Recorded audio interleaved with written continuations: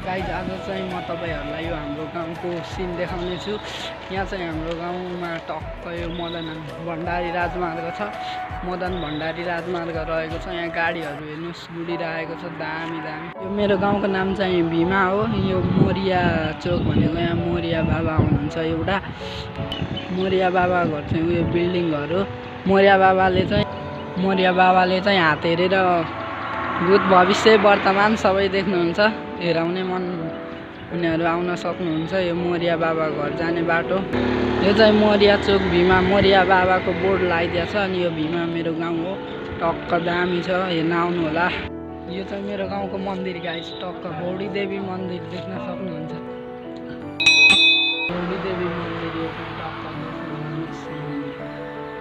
यो चाहिँ मेरो गाउँको मन्दिर हो यो मन्दिर।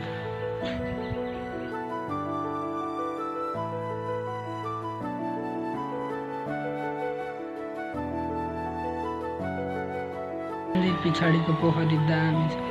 टक्क यता मन्दिर यता पोखरी। हाम्रो च्यानललाई सब्स्क्राइब गरिदिनु होला गाइज।